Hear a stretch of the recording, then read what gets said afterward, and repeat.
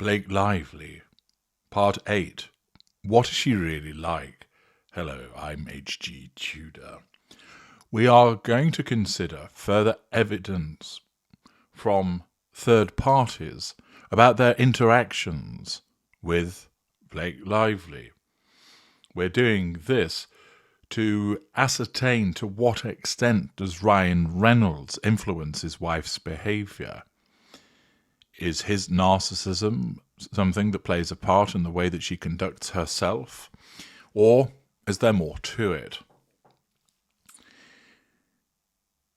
There is a journalist, a Norwegian lady called Kjersti Flor, and she has created numerous videos calling out Blake Lively in respect of a 2016 interview that she's referred to as the most uncomfortable interview situation I have ever experienced. Recently, she uploaded a 4-minute interview with Lively to YouTube titled The Blake Lively Interview That Made Me Want to Quit My Job. That particular video, which had garnered around 900,000 views back in August, shows Lively and Cafe Society co-star Parker Posey speaking with Flor for a discussion about the Woody Allen film back in 2016. Sitting down with Blake Lively and her co-star Parker Posey for Cafe Society 2016 is the most uncomfortable interview situation I have ever experienced, Flor wrote in the video's description. It is not okay to congratulate somebody on their pregnancy or to ask another woman about costume she's wearing in a film. Now, Flor has been accused of being part of the smear campaign against Lively, something that she has vehemently denied. Let's have a look at the evidence itself in respect of the actual exchange. Let's start with the short clip, which shows the exchange between the two women concerning the bump. Here it is. Congrats on your little bump. Congrats on your little bump. What about mine? The Norwegian journalist Kjersti Flor compliments Blake Lively by saying, "Congrats on your little bump." At this time, Lively was pregnant. Lively has not been shy about trumpeting the fact that she's pregnant. In earlier parts, I've explained that she has regularly ensured that the media has known that she was with child and also when the child was born. It isn't an instance, for example, of where she's pregnant but she's not announced it yet. Instead, the journalist is being pleasant and congratulating her. It isn't a nasty comment, it's a pleasant comment. But notice the immediate instinctive response of Lively is to shoot back, "Congrats on your little bump." Now, the journalist isn't pregnant. Indeed, if I recall correctly, I believe that she's actually infertile and can't have children. Not that Lively would have necessarily known that. Nor is it the case, looking at the journalist, would you suggest that she's got a belly on her. She doesn't look like she's carrying any extra weight. She doesn't look fat. So it's a rather strange and rude comment to respond with. In the circumstances, to respond so quickly and to say the exact thing straight back would be what? Nerves? That she just couldn't help herself and mirrored in this way? Well, possibly, but that's really giving her a considerable benefit of the doubt. The way that she did and the way that she responded and gesticulated would appear that she regarded the observation from the journalist as somehow insulting, even though it wasn't, and so she decided to say to the journalist, basically, "You're a bit of a fatty," even though she's not. So not only do we have an insult which appears to be precipitated by Lively perceiving that she's been insulted, it doesn't even bear any resemblance to what is going on. Furthermore, what comes next demonstrates that this was not at all a nervous response from Lively at the outset of the interview, but that she did indeed take offence. Let's watch some more. Thank you. Are Do you you like the gonna- movie? Are you a Woody Allen fan? I love most of his movies, and this one was so like visually amazing. Yeah, it's gorgeous. Did you guys love wearing those kind of clothes that you? Yeah. Yeah. And working in digital. Everyone wants to talk about the clothes, but I wonder if they would ask the men about the clothes. I would. I love Jesse's suits He has some and beautiful. how That's what I'm he saying. His wardrobe was beautiful. I know, Corey's everybody. wardrobe I was know, gorgeous. he's Those so great. high-waisted pants. He's so great. I would wish men And wore sorry, high-waisted too. pants I like that know. still. Me too. Or the father with his tank top in Oh, bed. it's so Just good. like it's just like Did you that. catch You could feel the it. tablecloth on the light in the Italian restaurant when they eat spaghetti? I didn't and notice it? that. No. There's So I so feel much like- warmth of everything, you know. Yeah, it's not just the women that have the clothes. But I feel like the women Victoria- get the compliment. The journalist is asked if she likes Woody Allen films. She confirms that she does. She compliments the look of the film, saying that it was amazing, and then asked did they enjoy wearing the outfits that they had on. As Parker Posey starts to speak, you'll notice that a noticeably irritated Lively says, almost in an exaggerated higher tone, I wonder if they'd ask the men the same question. The journalist confirms that she would, amusingly negating what Lively is suggesting, that she immediately gets argumentative about it. But notice when she says it, she doesn't bother looking at the journalist. And then thereafter, she continues talking to Parker Posey as if the journalist isn't there, causing her to look a little bit unsettled by this blatant silent treatment that she's providing.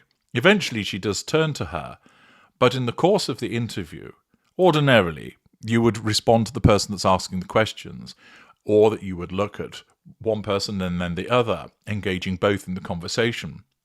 But Lively clearly ignores the journalist, talking to Parker Posey as if it's just the two of them in the room, which is a deliberate act for the purposes of excluding the journalist to demonstrate disapproval of the question that had just been asked. It is rather pathetic behaviour, and puts one in mind of a teenage girl behaving in such a way. Nevertheless, it reinforces that her response of saying congrats on your little bump wasn't just a nervous reaction, but was meant as an insult. And thereafter she continues by expressing her disapproval of the question by engaging in a present silent treatment, it would appear, towards the journalist and being rude to her.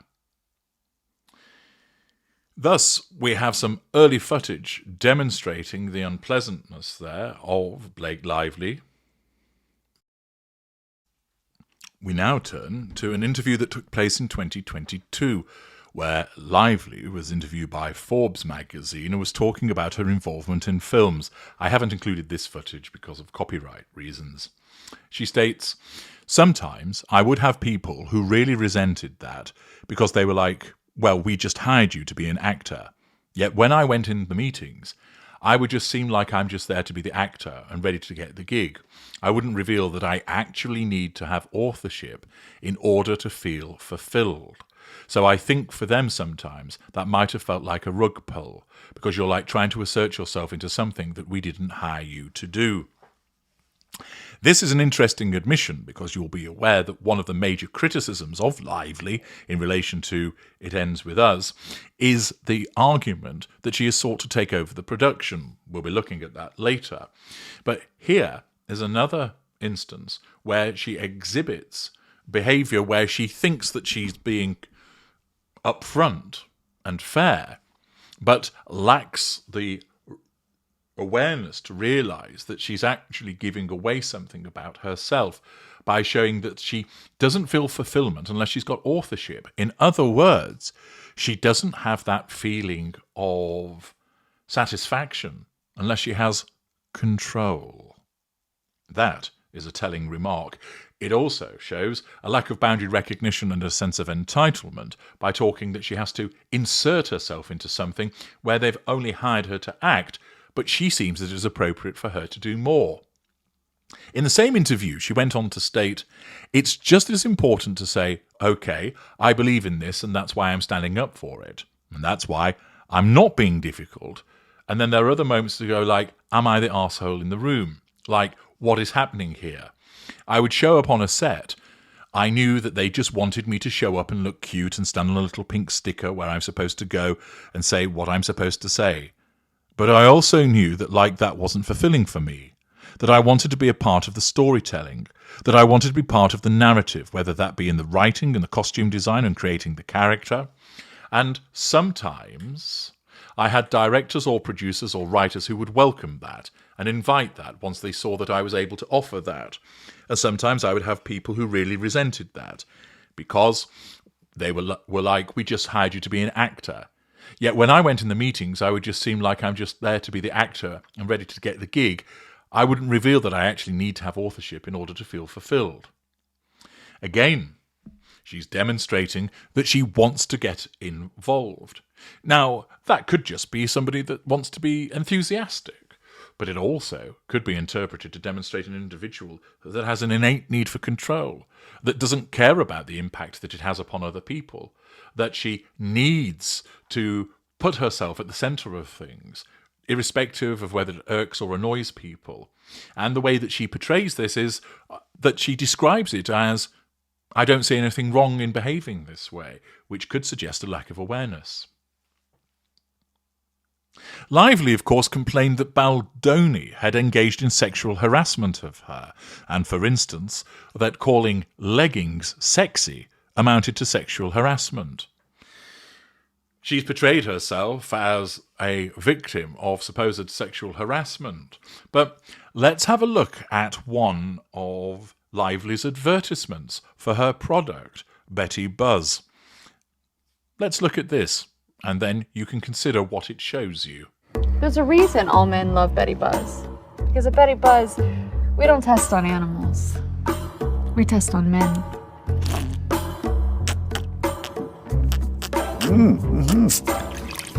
That's a good boy. Drink up. Let him know how good it is.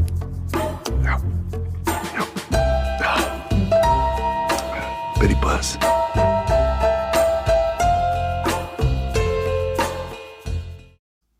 Accordingly, in the world of Blake Lively, it's perfectly all right to claim that your co-star and director is sexually harassing you because he referred to leggings as sexy, but it's not sexual harassment because, hey, you don't test on animals. Instead, you test on men.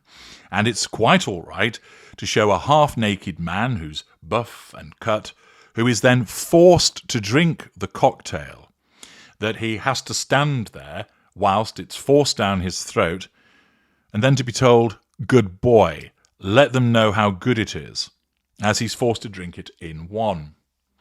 Now, whilst of course it's meant to be humorous and an advertisement, it portrays a woman dominating a man, catering to his attractiveness in respect of the fact that he appears half naked, which who sits around drinking when you're half naked unless you're soaking up the sun in your garden or on the beach? But indoors, no. But moreover, imagine if this advertisement was the other way around, where a man strolled up to a half-naked woman and forced a drink down her throat and said, drink it all up, good girl, tell them how good it is. You could imagine the outrage that would flow from that. Quite simply, what we're witnessing here is the complete hypocrisy of Blake Lively in complaining about sexual harassment and then exploiting sexual attractiveness and domination in an advertisement for one of her products. Another telling example. Not one that's gossip, not one that's speculation, but comes straight from an advertisement that she appeared in, that she okayed, and was in relation to driving home the sales of her own product. She's got a little bit of form when it comes to making men drink, something that we'll be looking at in episode 9 as we look at more of her behaviours. Join me there.